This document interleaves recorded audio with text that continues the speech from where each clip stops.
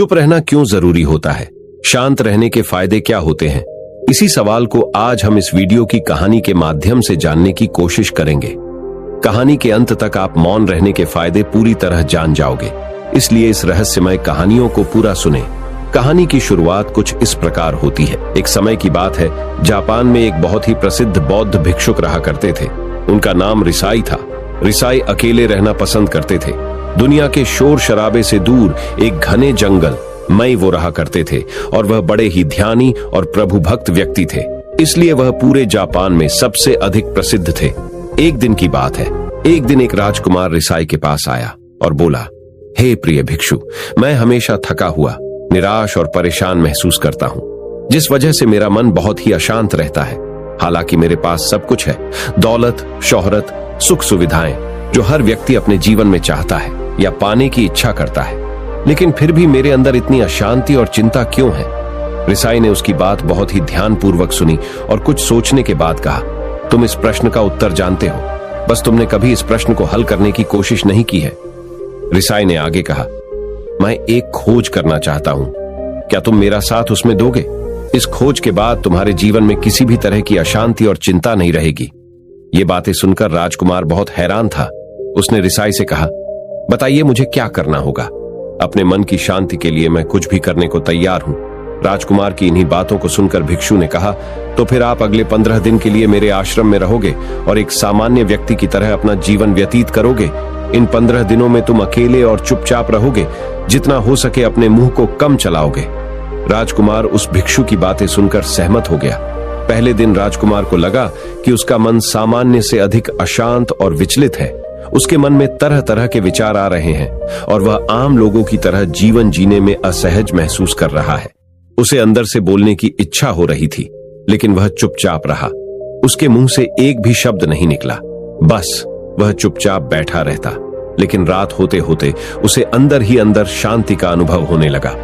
उसके लिए यह अनुभव अजीब था।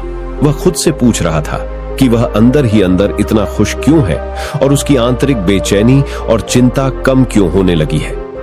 अगले दिन राजकुमार अकेला चुपचाप बैठा रहा और वह प्रकृति को निहार रहा। वह पौधों को, फूलों को, आकाश में उड़ रहे पक्षियों को।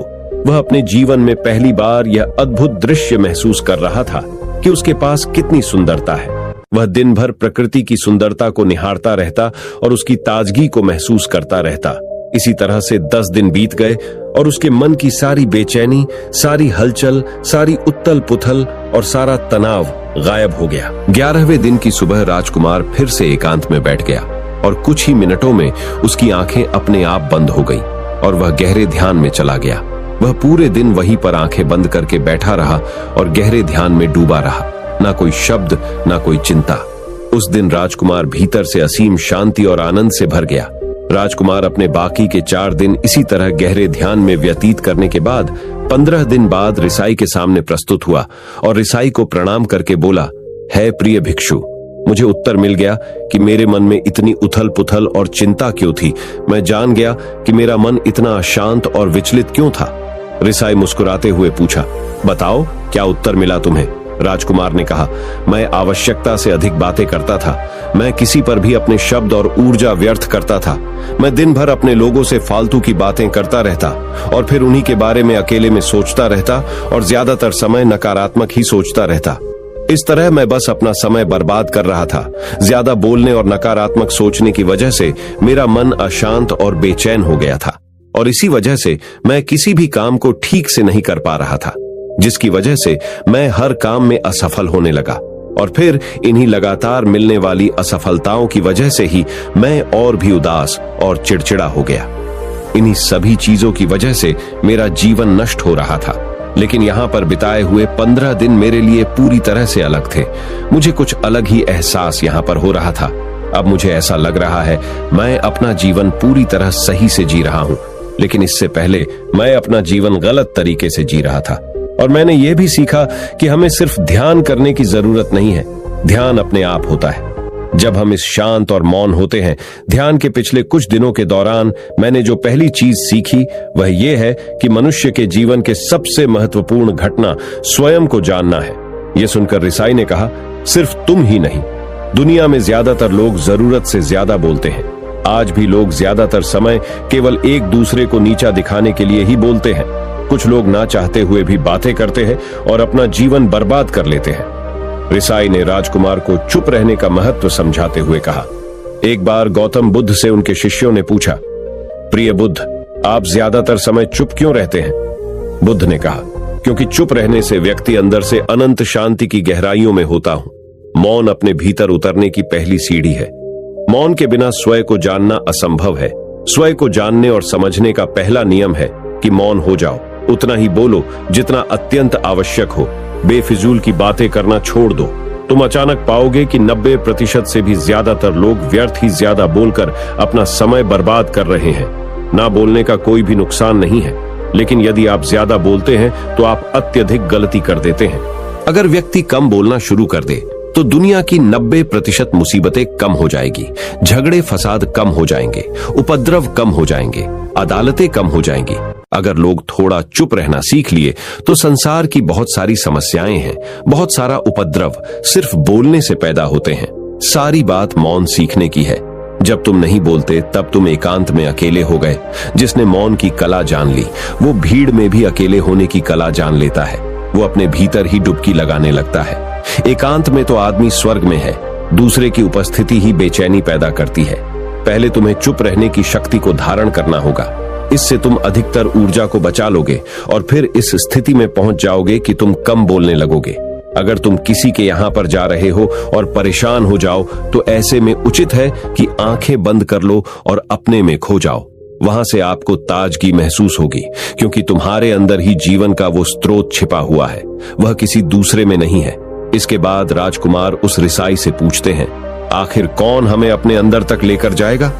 ये बातें सुनकर रिसाई बुद्ध कहते हैं, तुम्हें स्वयं ही अपने अंदर उतरना होगा और वहीं से परम राज्य जीवन का आनंद ले पाओगे। आनंद का यही से जन्म हुआ है। यही से तुम मौत में डूब जाओगे। यही तुम्हारा सूरज उदय होगा और यही से अस्त होगा।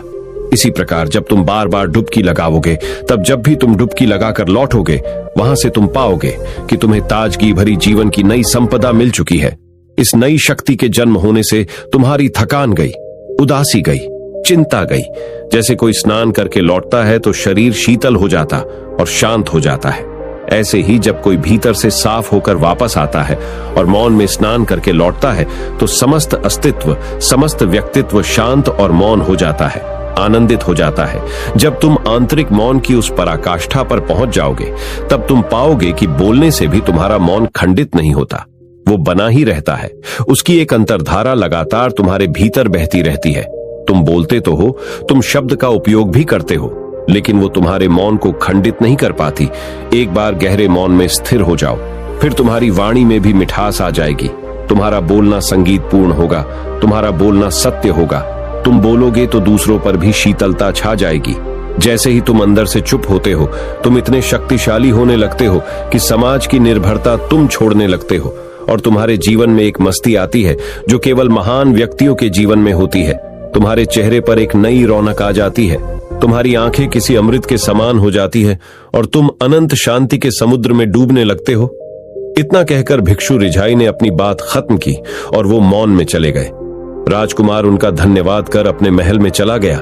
दोस्तों, वही शांत रहना क्यों अत्यंत आवश्यक है, इस बात को एक और रहस्यमय कहानी के माध्यम से समझते हैं। दोस्तों, एक गांव में जनार्दन नाम का वृद्ध व्यक्ति रहता था, जो कि अपने चारों बेटों के साथ बहुत ही खुशी से रहा करता था। जब उसके बच्चे बड़े हुए और अच्छे करियर और भविष्य की तलाश में अलग अलग शहरों में जाने लगे, तब वह अपनी मृत पत्नी की यादें लेकर एक छोटे से गांव में रहने चला गया। जनार्दन के 4 पोते पोतियां थे और वे उसे छुट्टियों में उनसे मिलने जाते थे। एक बार की बात है, छुट्टियों का समय था और जनार्दन अपने पोते पोतियों के आने का बेसब्री से इंतजार कर रहे था। वह बच्चों के लिए अपना घर तैयार कर रहा था, घर की सफाई कर रहा था, बगीचे की कटाई कर रहा था, घरेलू सामान को फिर से ठीक कर रहा था, पसंदीदा भोजन खरीद रहा था, बच्चों के लिए कपड़े आदि खरीदी कर रहा था। व्यस्त व्यवस्था में उसने अपनी पसंदीदा घड़ी खो दी। यह घड़ी उसकी मृत पत्नी ने उसे तब उपहार में दी थी जब उसके पहले बच्चे का जन्म हुआ था, जिस वजह से जनार्दन उस घड़ी को बहुत महत्व देते थे और उनकी पत्नी की मृत्यु के बाद यह उनका एकमात्र साथी बन गई। वह गुम हुई घड़ी को भूल गया और घर पर बच्चों को पाकर खुश हुआ। अगले दिन जब वह नहाने जा रहा था तभी उसे याद आया कि घड़ी गायब है। आखिरी बार उसने घड़ी तब देखी थी जब वह खेत का सामान सही कर रहा था। वह हैरान और बहुत परेशान था। उनके पोते पोतियों ने उनसे पूछा कि वह इतने सुस्त क्यों हैं और उनसे पूछा कि उन्हें क्या परेशानी है। जनार्दन ने कहा, प्यारे बच्चों, मैंने अपनी सबसे कीमती घड़ी खो दी जो मेरे पास थी और जो मुझे अपने जीवन में मिली थी। ये तुम्हारी दादी ने उपहार में दिया था और घर की सफाई करते समय मैंने इसे खो दिया। मुझे ऐसा लग रहा है जैसे मुझे अपना दिल याद आ रहा है। जनार्दन की आंखों में आंसू थे और उनके बच्चों ने उनसे वादा किया कि वे उनके लिए घड़ी खोजेंगे। एक पोती ने पूछा, दादाजी, क्या आपको याद है कि घड़ी गुम होने से पहले आपने उसे आखिरी बार कब देखा था? जनार्दन ने बताया, मुझे लगता है जब मैं खेत की सफाई कर रहा था। बच्चों ने खलिहान में घड़ी खोजने का फैसला किया।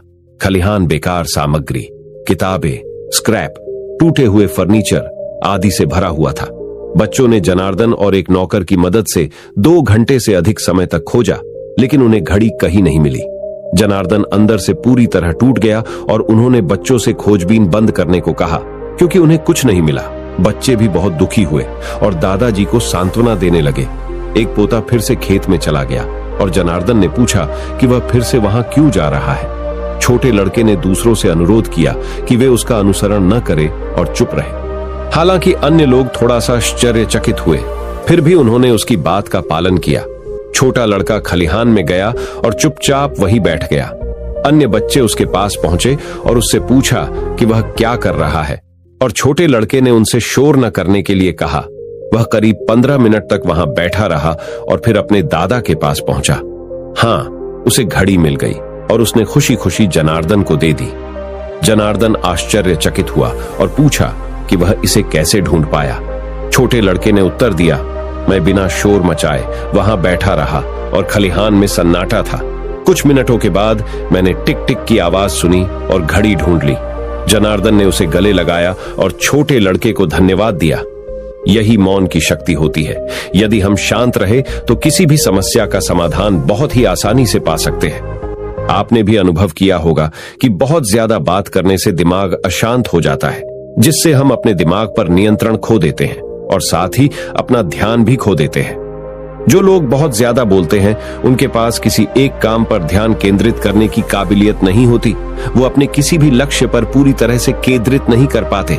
अगर हमारा दिमाग एक जगह केंद्रित नहीं है तो हम जीवन की सच्चाई नहीं समझ पाते और ना ही मनचाही सफलता कभी हासिल कर पाएंगे। इसके अलावा भी आपने देखा होगा कि जो लोग अधिक बोलते हैं वो अक्सर लोगों के बीच हंसी का पात्र बन जाते हैं और जो लोग कम बोलते हैं और अपनी बात पर कायम रहते हैं उन्हें लोगों से सम्मान मिलता है। लोग उनकी बातों को सुनते हैं और उन पर भरोसा भी करते हैं। जो लोग जरूरत से अधिक बोलते हैं और अपने विचारों के बारे में पक्के नहीं होते, उनका दिमाग स्थिर और विचलित रहता है, शोर से भरा रहता है और एक अशांत दिमाग वाला व्यक्ति जीवन में किसी भी चीज में सफल नहीं हो पाता क्योंकि वह किसी भी काम में अपना फोकस नहीं लगा पाता। यदि किसी व्यक्ति को यह पता है कि उसे कब, कहां और क्या बोलना है तो वह व्यक्ति सच में बहुत बुद्धिमान है और ऐसा व्यक्ति जहां भी जाता है उसका व्यक्तित्व आकर्षण का केंद्र बन जाता है और वह जो कुछ भी करता है उसमें सफल अवश्य होता है। अगर हम किसी महान और सफल व्यक्ति के व्यक्तित्व को गहराई से देखें तो पाएंगे कि वो कम बोलते हैं और कम से कम शब्दों में अपनी बात खत्म कर देते हैं। वो बोलने से पहले वो चीजें जिसके बारे में उन्हें बोलना है उनके बारे में गहराई से सोचते हैं। लेकिन जो लोग बहुत ज्यादा बोलते हैं, बहुत बार वो झूठ भी बोलते हैं और अपनी बातों से दूसरों के मन और विचारों पर कचरा डालते रहते हैं। वह ज्यादातर समय दूसरों की बुराई करते रहते हैं, इसलिए उनके अपने भी उनसे नफरत करने लगते हैं और उनसे बचने की कोशिश करते हैं। हमारे भारतीय उपनिषदों में कहा गया है कि हमारे शब्द वास्तविक ब्रह्म शक्ति हैं। मौन से धैर्य आता है, धैर्य से ध्यान और ध्यान से हम अपने जीवन के बारे में जागरूक हो जाते हैं। इसलिए अगर हम ज्यादा बात करते हैं तो हमारा ध्यान हमारे लक्ष्य से भटक जाता है। इसलिए दोस्तों, जितना चुप रहोगे उतना अपने जीवन में सफल बना आसान रहेगा। दोस्तों, अगर आपको इस कहानी से सीखने मिला हो तो हमारे चैनल को सब्सक्राइब जरूर कर देना और अपने दोस्तों के साथ या अपने परिवार के साथ इस वीडियो को शेयर करके उन्हें भी कम बोलने का फायदा दिखाइए। धन्यवाद। नमो बुद्धाय।